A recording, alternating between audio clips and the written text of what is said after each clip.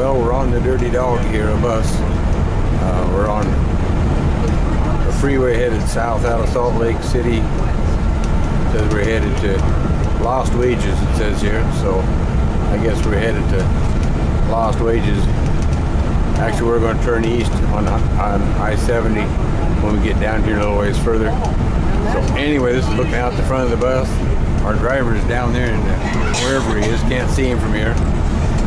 But anyway, this is us on the freeway. I'd rather still be on the train, but the tracks are underwater at a place called Helper, Utah, and they say it's going to be at least 36 hours before the tracks would be open. So they're busting us instead, and we didn't have any choice on the matter, so we're off and running.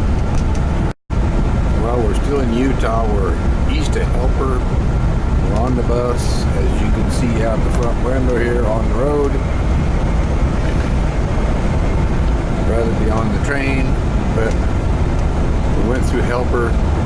The streets in Helper had about a foot of mud in the streets.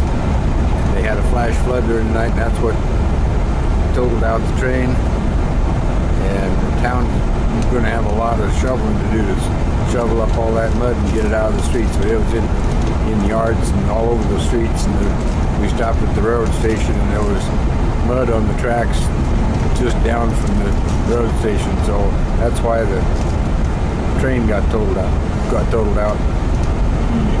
So we're out here in Utah, kind of east of Soldier Summit, and we're headed to Green River, Utah. We'll stop there, and in case anybody needs to get on or off this bus, which is basically it's stopping at all the railroad stations.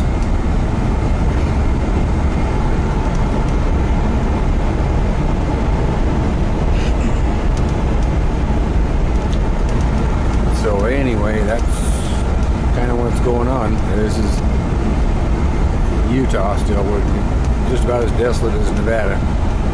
Well, we're now in Colorado, have been for a little while. We're about 20 miles into Colorado from Utah.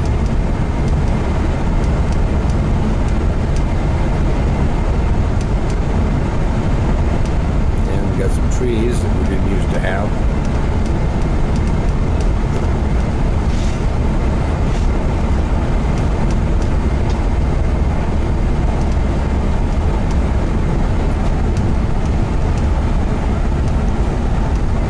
Colorado River over here on the right. Kind of muddy looking, but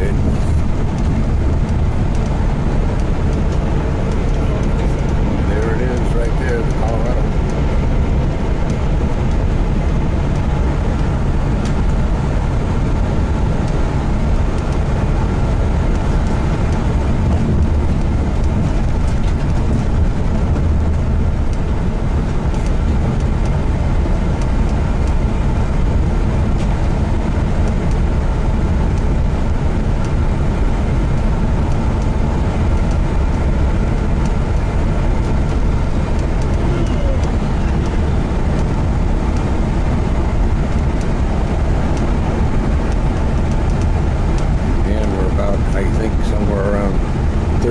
West of Grand Junction.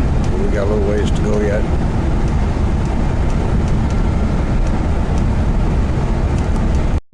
Well, we're in Grand Junction, Colorado, and we're on a new bus with a new driver, and we're headed to Glenwood Springs. So right now we're in downtown Grand Junction. We're kind of looking out the front window of the bus at the local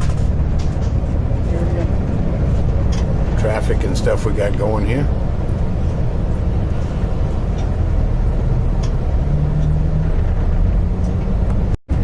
There's Colorado plates on the car if you need to know we're actually in Colorado.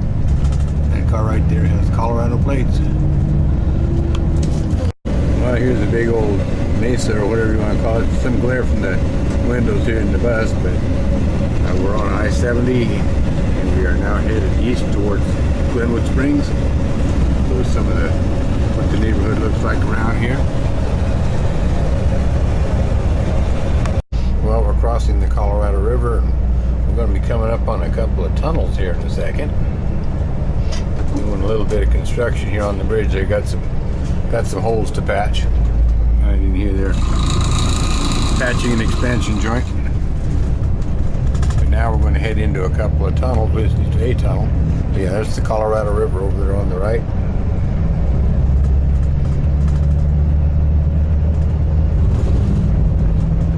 And we're in the tunnel right in a second here. Got about 50 feet to go. And we're inside the tunnel. I see the lights on at the other end of it, so now we're coming out of the tunnel. And you can see some of the scenery around here. We're on I-70 headed eastbound. There's an old movie that came out in the 1970s called Vanishing Point. It was filmed on I-70 here back when the road was being constructed in the early 1970s. It's got Barry Newman as the guy doing the main thing. He had a big old white Dodge Challenger. He was trying to get the car from Denver to San Francisco in 2 days. And here's some more of the scenery on the other side. You can see the Rio Grande Railroad, or what was the Rio Grande Railroad over there on the other side. I rode through here on the Rio Grande Zephyr in 1974. One of my favorite train trips of all time. Well, here's the Colorado River again. It's not quite as muddy as it was. So we're getting further up into the mountains. Well, this is our big white bus that got us from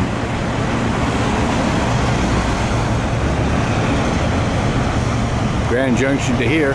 Before we had the big red bus to get us from Salt Lake City to Grand Junction. So we have arrived, and right behind me here is the railroad station at Glenwood Springs.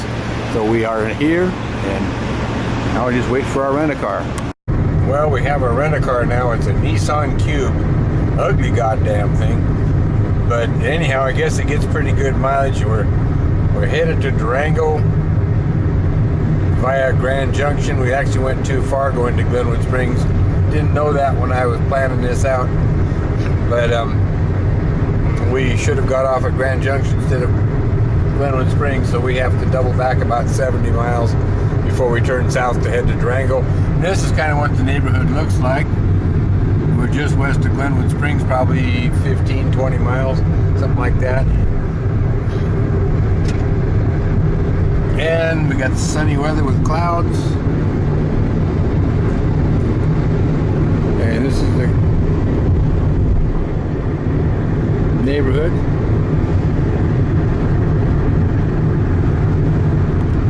Well, this is our rental car. I think it's ugly. It's a Nissan Cube. It wasn't too bad to ride in, but I think it's homely and ugly. I was hoping for a Ford sedan of some kind or another, but this is what Enterprise gave us, so it's what we got. And I guess we'll live with it for the next 5 days, and then we'll get back on the train. But yeah, I don't like the looks of that thing at all. I wouldn't go to my own funeral in it. So anyway, that's what the thing looks like. Well, this is where we're staying, and here's the Caboose Motel, and you can see our rent-a-car is parked in front of our room up there, so we're kind of back off the street a little bit, and that's good.